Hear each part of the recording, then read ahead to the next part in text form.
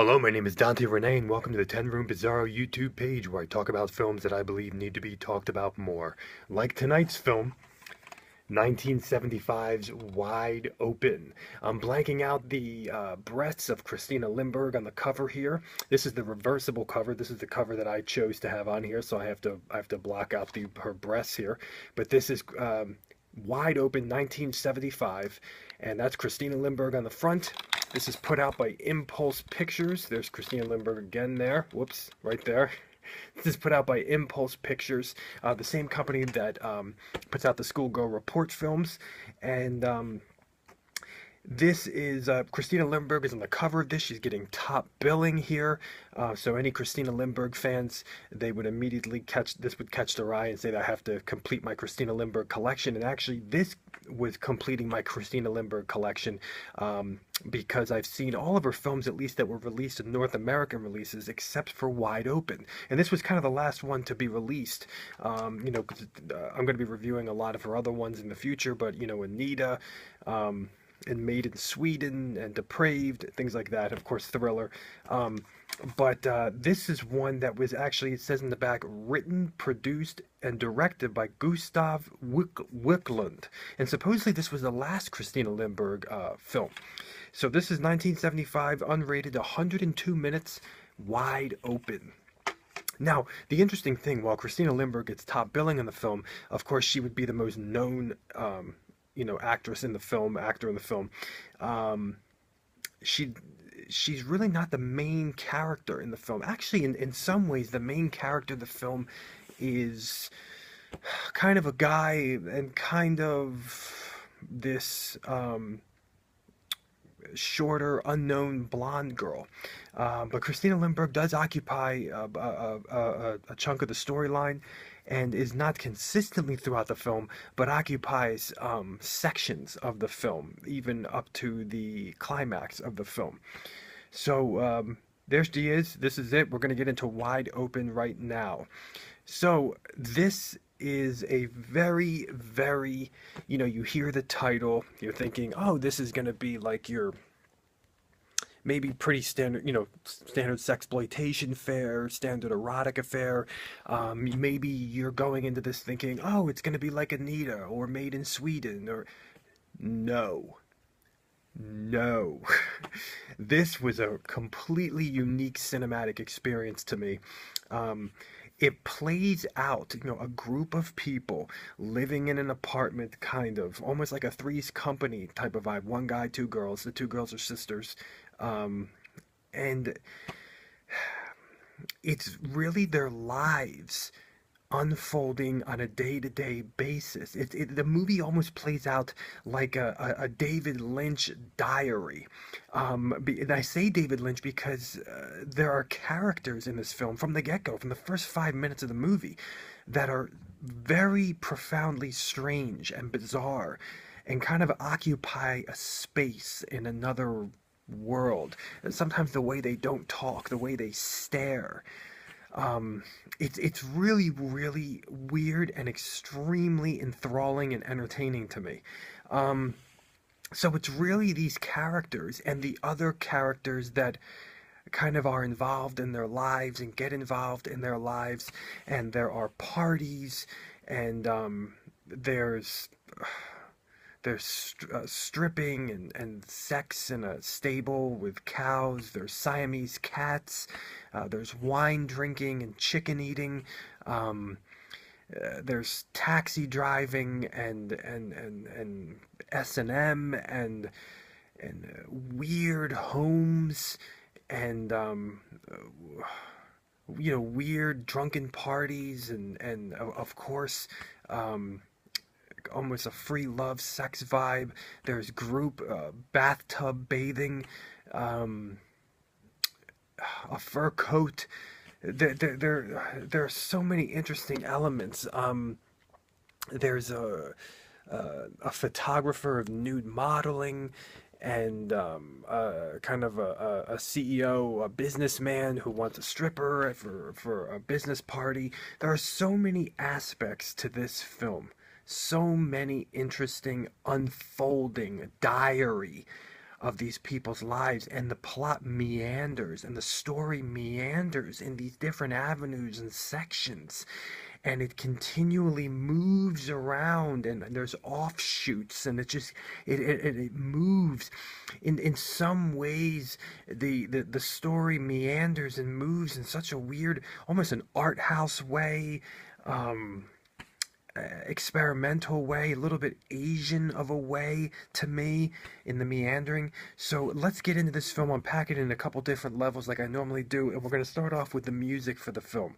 The music for the film, this is a profoundly silent movie, meaning there's no music, it's just natural sound, characters speaking, things like that. But when the music does happen, we have 70s rock, little some orchestration in the rock, some violins and things, and of course we have some sultry, sleazy, almost porno jazz rhythms, grooves, funky rhythms and grooves during predominantly erotic scenes in the film, sexual scenes. Um, but for the most part, the film is silent and depends on the actors' voices and speaking.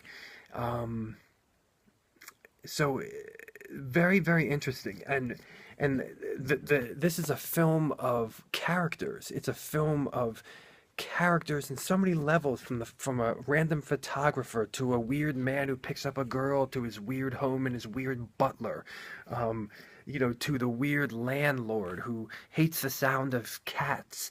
You know, uh, this is a film of characters, and so those characters take the limelight. Their voices, their conversations take the limelight of the film. Even some sexual moaning takes the limelight for the film. Now, when we look at the style and the cinematography for this film, this is a this is probably the only print available, so it's a rougher looking print. It almost reminds me of the look of the Schoolgirl Report films. Actually, it's that same transfer kind of, and there were some amazing things. It's a pretty bare bones type of vibe. It's a pretty uh, it has a feel of a low budget film vibe, a little grimy. Um, but amidst that, there's some artistic direction in here, some artistic vibes in here, predominantly with reflections. There are mirror reflections, and even reflections within glasses that were really pretty awesome. Some interesting shots with these double bar doors. Um, Very interesting. These white double bar doors. Um, and the camera also leers on the naked female bodies in the film, including Christina Lindbergh, on breasts, on their butts, and bending over in their butts and things, and their stomachs, um, even a bit of their feet, and so you're getting that sexual vibe in the film, definitely. Um, but it's dark at times, darkly lit, um, and the film really has some interesting little elements of style, and it's a film of locations as well. The city streets being locked out of a mysterious pad, bachelor pads, and an apartment that really, where the three lived, really felt like a real place. No food in the fridge, kind of dirty, people sleeping in different areas. It really felt like a real place. The kitchen table, kind of small and dirty and weird, and it just felt like some of the people I've known, my friends' places when you had your apartments, your lower budget apartments and stuff. Um, and you have a mysterious pad with this mysterious, weird looking gentleman who's into weird things, and a woman who's there. It's never explained what that woman was going to do, and a butler, and who you see later. And it's just so crazy. Um, in terms of the sexuality of the film, while the film it has Christina Lindbergh naked on the cover and it's called Wide Open and things like that, yes, there is sexuality to this film, an erotic nature to this film, but it's probably not going to be as much as you're expecting, because there is a lot of characterization and exposition and characters that come and go, and some characters that come so quickly and you never see them again. You never hear from them again. There are some outrageous things in the film that almost play like a Benny Hill comedy. in some ways, um, and kind of almost feeling like British humor in some of the stuff, but sexual humor, and the male characters in this film predominantly are pretty abusive towards the women. There are some turnarounds near the end of the film, and there's free love in this film, and there's elements of the women definitely being the vulnerable ones and the ones who are under the men, sometimes literally. Or bent over in front of the men, and the men are pretty abusive, especially the main guy in the film. I mean, he's just nasty to the women. But there is a interesting thing that happens in the climax of the film that even involves romance and like kind of your standard love and romance amidst the free love, free sex of the film. We have some pretty wild sex scenes, but nothing explicit. I mean, it looks all implied. And even a stripping sequence on top of a table with businessmen and some chocolate.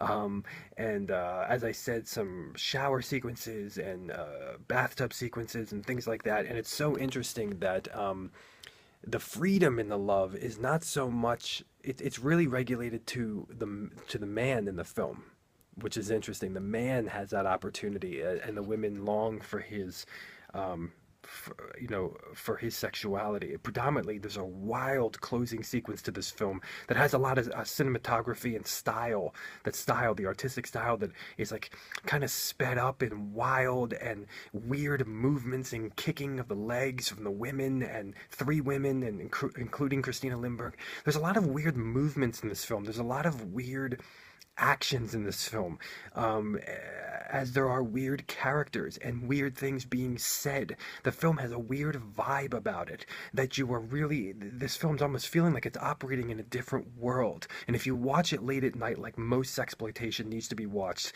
if you watch it late at night in a room away from everybody else, you really feel like it's like, I mean, I was completely enthralled, completely focused on this film.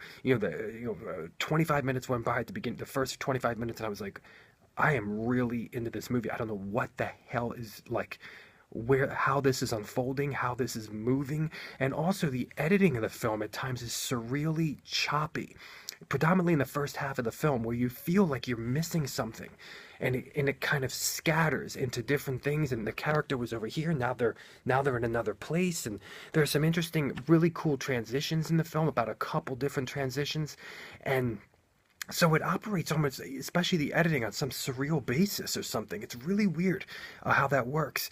And But the sexuality, yeah, I mean, there's full nudity from the females, and bush, because this is 1975, so you're going to see full triangle bush here.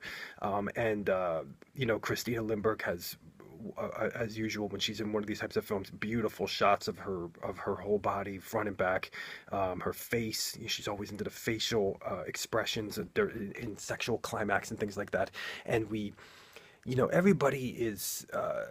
Even this girl named Marianne in the film, she's very sexually attractive. Almost reminds me of Christina Lindbergh a little bit, and the sister in the film, who kind of doesn't have that sex appeal, but as the film goes on, she kind of gets it in her personality, and in her body, and the way she looks and everything else. So, and I could see some ladies liking the man in this film, except his hands seem a little like, I don't know, like I was watching maybe another kind of movie with his hands. Isn't that interesting? But this is Wide Open, 1975. What a interestingly weird and wild film. This is not what you are expecting, folks. This is not what you are expecting, most likely. Thank you so much for watching the Teru Bizarro YouTube channel, where I talk about films that I believe need to be talked about more, like Wide Open.